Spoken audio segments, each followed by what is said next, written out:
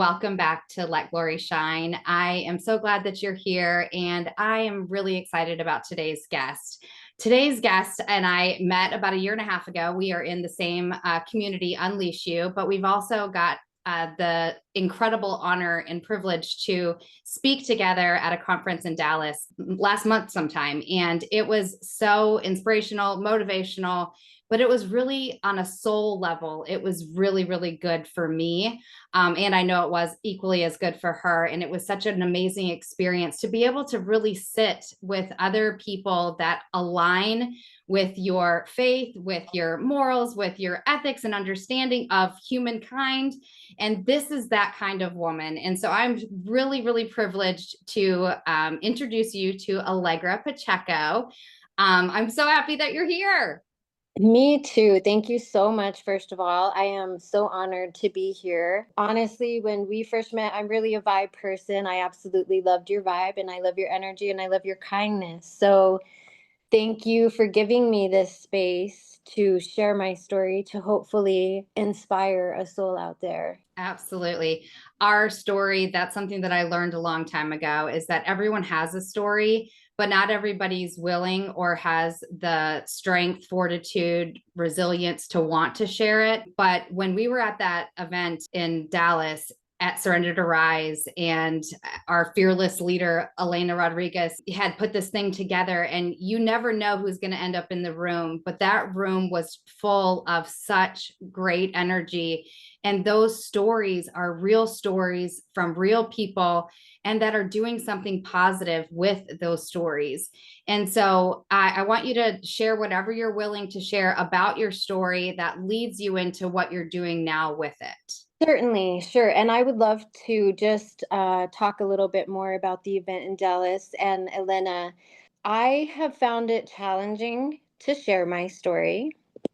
And the reasons that I have found it challenging to share my story is because I'm very protective of my energy. I am an empath, and because of that, I can tell like energies and vibrations. And so that kind of made me a little bit hesitant to share my story. Then you have the second layer, which is the shame, right? Like the what are people going to say? And I grew up in a Latino, a Hispanic culture, and that is very much prevalent in our culture. We don't talk about our stories. We don't talk about our pain. Our attitude is very much like put some Vicks Vapo Rub on everything and forget about it. And so, not just from an individual spiritual standpoint of being protected with my boundaries, but also culturally being brought up that way. So when I went to the event with Elena, I was supposed to do Zumba. And I had no idea I was speaking, by the way. But wonderful Elena let me know that I was going to be speaking. And that was one of the most amazing experiences. And I just want to piggyback on what you said, that was like such an electrifying event to be in the room and to have that same feeling of, I get you, I understand you, I've been there, and I love you. That was like, wow, so, and if I get emotional, it's okay. But, so for me, sharing my story is not easy. And part of that is because we are conditioned and programmed, in my opinion, since birth to believe that we have to look a certain way, talk a certain way, show up a certain way. And that's based on gender, that's based on race, that's based on lots of things, right? That's based these expectations that we're born into. And because of that, whenever we fall outside of that mold, we sometimes feel like we have failed. So, for the longest time, even though my life was together professionally, like I killed it professionally, Yeah. no one knew that I was crying inside. But I had a story that was singing, a story of grief that needed to come out. And I feel like there is such power in sharing your story because what I have learned from that is that when you share your story, you really become relative to other people. And being vulnerable is not a sign of weakness, it's total strength. And I can tell you this because um, I used to think strength was like being hard, right? Kicking people's asses and fighting with people and being the tough guy. And then I met the other side and I was like, wow, this is like really cool to be here in this space right now. So to share my story, I am a childhood trauma survivor. When I was 12 years old, I woke up to the sound of a police officer at the door, who let us know that my older brother had been in a car accident. And I remember being 12 years old behind the couch, peering at my parents and seeing my dad collapse to the floor, the strongest man that I ever knew, all of a sudden on his knees. And I'm like, wow, that's the point that life became real to me. That's the point that I felt like I was no longer a child, because the next words that came out of the officer's mouth were, and your son didn't make it, right? So seeing my dad crush and saying, no, that can't be the case. That cannot be the case. Seeing my mom wail louder than I had ever heard, that moment was the moment that I feel like my childhood and my journey of spiritual growth really began. And for some of us, it starts later than others. Um, but for me, at 12 years old, I no longer had to be worried about playing with Barbies or coloring books. Um, I was worried about, how am I going to help my mom, who is crying by the casket, feel better? How am I going to help my dad, who is working ridiculous hours to kill his pain, not do that, right? And I didn't have the awareness to know that that's what they were doing. I was a child. All I knew is that I woke up one day and my life was never the same. And sometimes that happens to us in life. Sometimes we're going along the path, and the best thing that I can describe, I don't know if you remember, sis, but there was a game called Oregon Trail. It was like an old video game. So there were some spots that they would come apart, and their wagon would be robbed and stuff like that, and they'd have to start all over. And Or they sometimes, got malaria. yes, Yep. yes. Yep. And sometimes that's how life is, right? So you take that childhood trauma, and I mean, everything became complicated because I didn't know how to act. I didn't know how to behave. I didn't know how to feel. All I knew is that I was very different from my classmates. I was very different from them, and I never understood why. I had no clue why. I was like, why am I not relating? My lunch breaks I would spend in the hallway, hidden, tucked behind the door, because I had so much that I was dealing with. And because of that, I felt like, it's a time, 12 years old, you're going into puberty, you're starting to discover who you are as a young lady, you're starting to discover who you are as a teenager. And I couldn't have normal conversations because my life wasn't normal. I couldn't sit down and I couldn't talk to my classmates about how their brother had made them a gift because mine was no longer here. And so I grew up feeling very misunderstood and very unheard. And I'm sharing this message today for anyone out there that might feel that way, that has experienced grief, that has experienced loss, that may feel like their voice and their pain and their heartbreaking is being ignored. I want you to know that I personally care about it. And you deserve to be heard. And I want to bring awareness to grief and to the process of grief and to the conversations that we need to have around grief, because I was always met with resistance, negation, let's change the subject every time that I tried to talk about my pain, because my pain was something that was taboo. We don't talk about death. We just put some Vicks on it and we feel better. Well, for me, 30 bottles of Vicks and I still felt like shit. So, and that's just a silly joke because sometimes I'm silly, you know? But it's like after a while, I felt like I reached a point, you know, and I was in a household that my family has always been so supportive. I'm sorry about that. I am so blessed and I am so grateful about that I am blessed. And it's like I could always talk to them about it, but I could never talk to anyone else about it. And I feel like we're not taught about that. You know, we go to school and we learn about triangles. Well, I'm sorry, triangles didn't help me not want to take my own life. And that is the point that I think we really need to focus on is, you know, how are we how are we showing up for people?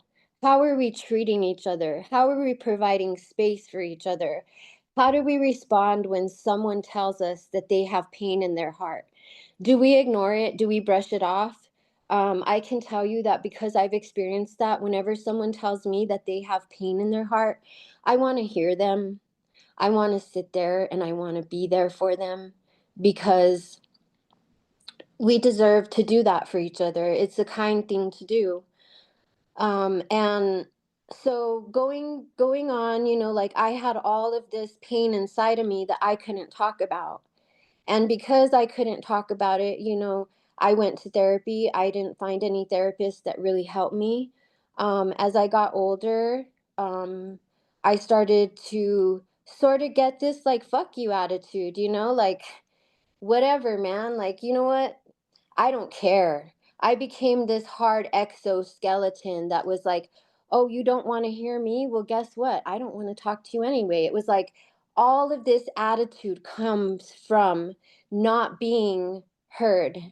And it's like, so after a while, you know, you don't know what you're going through. You don't know the grieving process. You don't know that there's a process, that it's okay that you might feel this way and this helps you and this helps you. And because I am a trauma survivor, what I did is I lowered my standards. I let myself be treated less than what I deserve to be treated like, because I had no clue. I had no clue. All I knew is that, oh my gosh, this person is listening to me and they're, you know, they're hearing me. So might as well just go, you know, and it's like after a while, I became a person who I didn't even recognize who I was, you know, like I woke up one day and I had just ended the most toxic relationship of my entire life. And it was one of the darkest points in my life. And I woke up and I said to myself, I don't ever want to be here again. And I don't ever want to feel this way. And looking back on a path, many times we say, oh wow, you know, I saw that one right there and I should have seen that one right there. Yeah. Yeah. But when you're going through something, when you are someone that is starting to experience grief as a child, especially, you don't have any clue, you know. And it's not like my parents had any clue. No one taught them how to lose a son. No one taught me how to lose a brother. Thank you for watching Prospera TV Network. We hope you're enjoying the show. We'll be right back after this commercial break.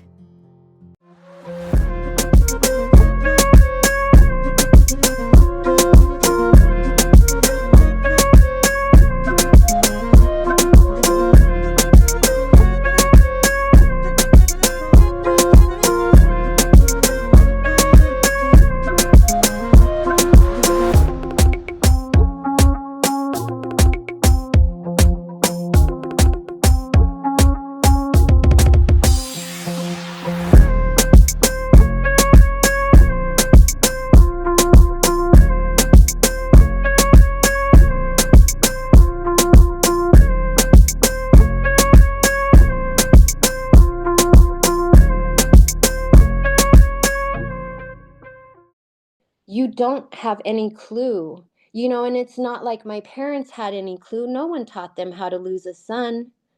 No one taught me how to lose a brother.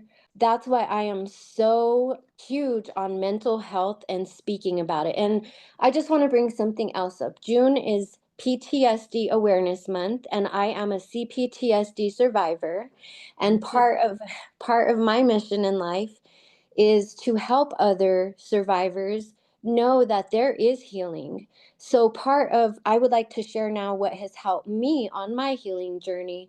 I want to help other people not have to go through that. I want to let them know that they have a different option for a different path for their feelings and for their life and for their healing. For me, my healing journey was a long one. It was a very long one, as far as, and I'm still on it.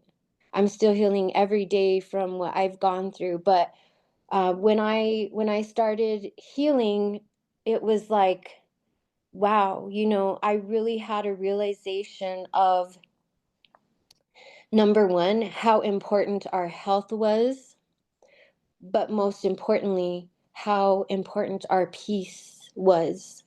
And that's what made the switch for me, is because just like many people on this earth, I thought that success was having money in my bank account and was having a nice car, was having, whatever it was that's superficial.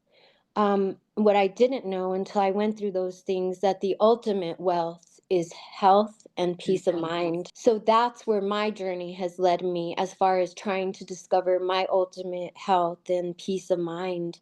And go ahead, Glory. Yeah, I just, there's so many nuggets that I just want to highlight because I think they're really important. And first of all, thank you for sharing so vulnerably and so honestly and so raw, right? That's when people know that it's okay. It gives people permission. When we share our stories in a vulnerable, raw, authentic way, it gives others permission to share theirs, right? Because they're like, oh, they're just like us, right? Like that thing that's always in the magazines, celebrities are just like us. And I'm like, well, but sharing our story gives others permission. Something else that you talked about was, you were killing it professionally, and that you were an exoskeleton of your once self, right?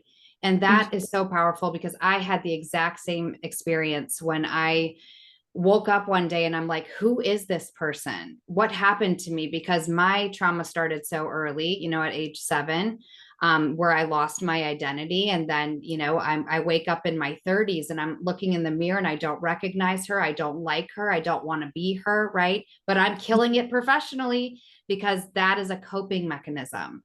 That is the way that I stayed alive.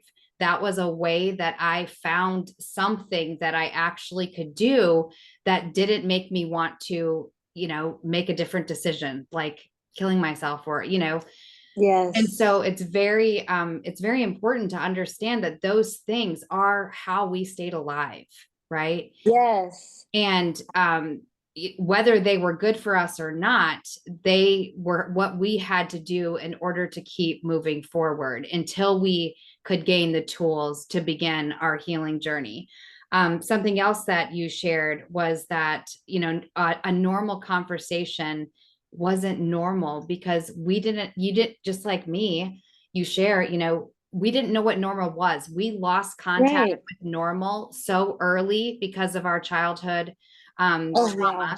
that we didn't have any concept of normal.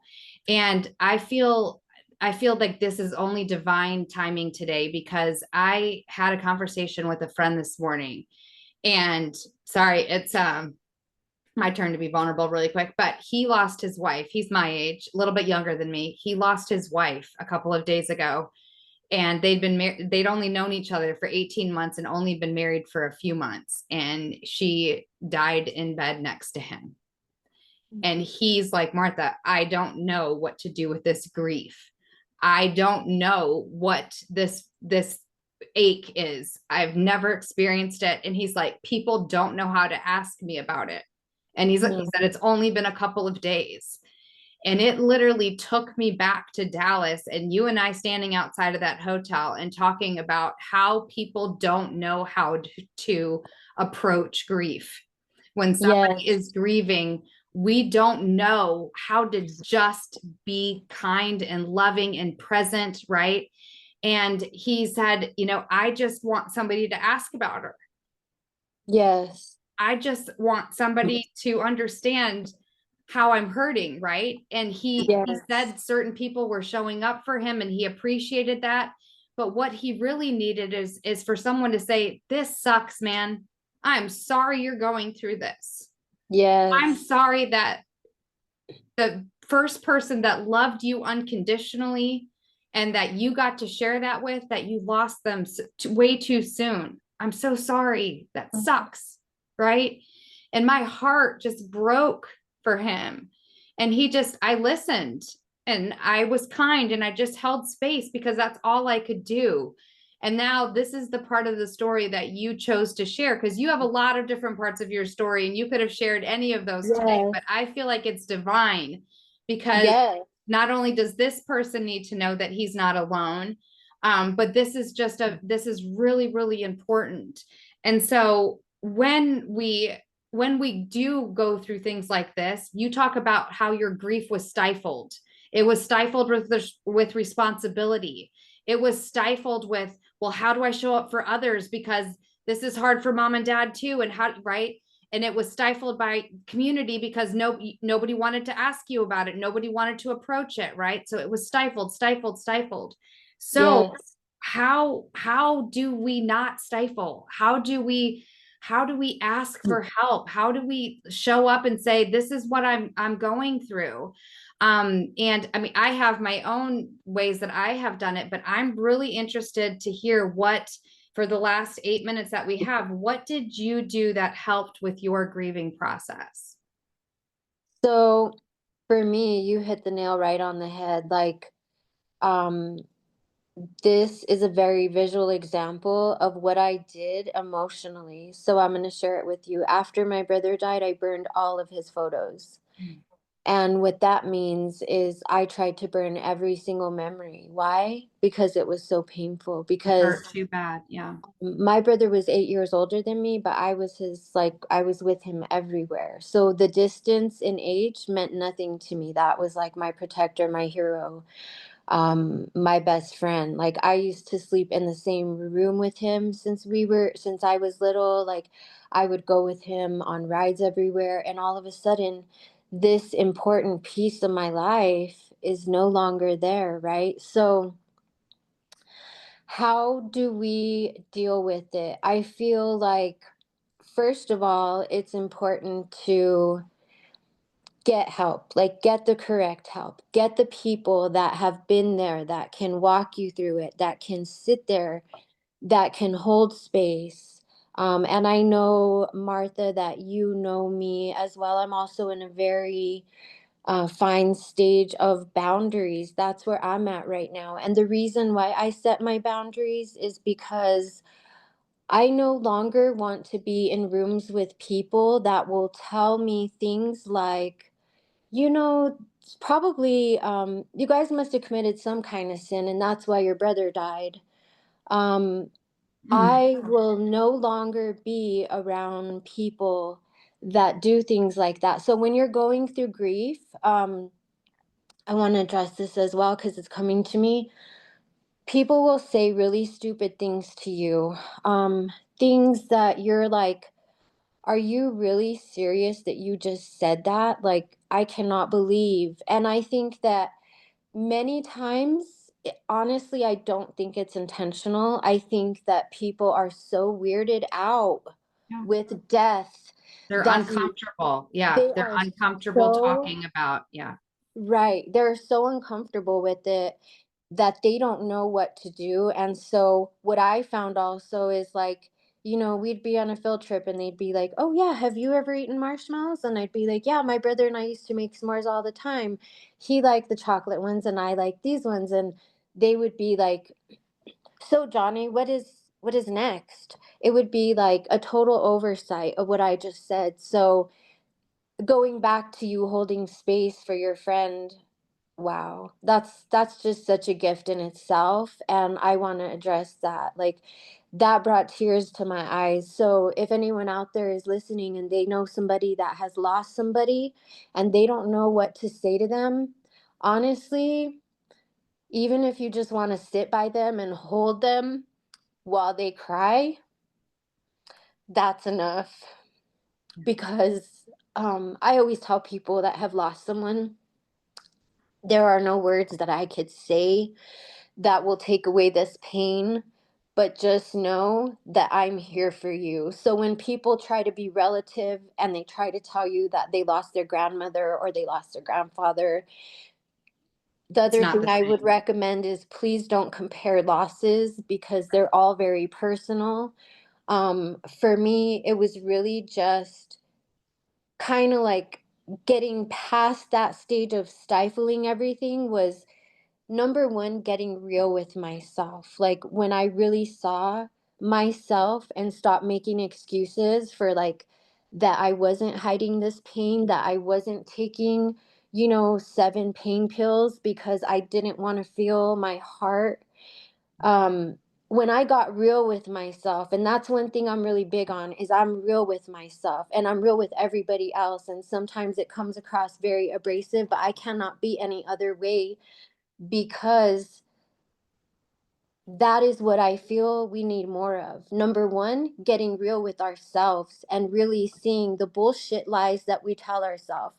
I used to tell myself, um, oh, it's okay. You know what? My medication is prescribed, so it's fine. I stopped telling myself those bullshit lies. And I really started to reach out to people that I knew that cared. And that's why I think it's so important to surround yourself in communities like yours, like people that understand, like people that have been through heartaches, that can sit there with you and can hold your hand in the rain. That is Right. so important. And Yes. that is a huge, crucial part of healing. And it has been for mine as well. And not only that, but I feel like a lot of what got me stopping from being so stifled was really just getting brave and really just wanting to feel better from my core, to stop carrying this heavy weight around. But first of all, to acknowledge that I had this heavy weight attached to my body for so long, right? Because Yeah. the pains that we carry with us, they weigh us down. And Yeah. when we don't address them, what happens is they accumulate and they accumulate and they accumulate and they tear you down even more. Then you deal with disease, you dis-ease in our body, right? Because everything's stored on the cellular level. We talk about this often in trauma healing, is that, all of those things are stored, those emotions are stored, those traumas are stored. And it doesn't Yes. serve us. It is like dragging around a bag full of rocks. It Yeah. is so true. And I think that it's also important that, like I started paying attention to my health, my physical health, my mental health, my spiritual health, because I was caught up in the rat race that we all are. We think we're just born to collect a paycheck. We're born for so much more on this earth.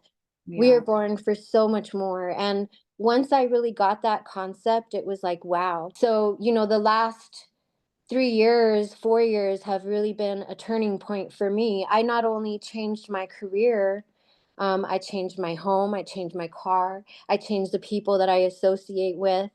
It wasn't a death, it was a rebirth, because I got to really get to know myself. And part of taking away that pain was getting to know who I was and getting to realize that it's okay that I was a sensitive, soft individual that had a heart and that hurt and that cried and that loved, and that because I loved, that's why I hurt. Thank Yeah. you. Thank you. Thank you. Thank you so much for sharing. I could talk to you for another 30 minutes, another 30 hours, because these are important conversations. And I would love to have you back again, because we could Yes. really continue this conversation. But I just, again, feel so like this was divinely meant for today to talk about grief. The only other thing that I can offer that we may not have mentioned is don't be afraid to ask somebody about the person that they're grieving, right? Like give them Yes. permission to talk about it. Give them Yes. permission. Or if they say, I'm not ready to talk about it, then just sit with them. Just Yes. space and just be present, because oftentimes your presence is all that they need. And that will help them to take one more step, to continue for one more day. So as we get ready to close for today, I just want to say thank you so much, Allegra, for being here on Let Glory Shine. And I always close with the same question. And that question is, what does it mean to you to let your glory shine? Oh, so to me, what it means to let my glory shine is to be unapologetically myself and to show up for myself every day, because when I show up for myself, I can show up for others. Yes, Queen. Yes. Allegra, thank you so much for being on Thank Let Glory you. Shine. Again, like I said, you got to come back because we have more to Yes, talk about. This was so, so, so good. So thank you for your time today. We'll thank be back you. same time, same station next week on Thursday at 7 p.m. Eastern Standard. See y'all then. Thank you. Let glory shine. From the ashes I rise. Every scar a story, every tear baptized. This is my freedom, this is my climb. Let glory shine, it's the power inside.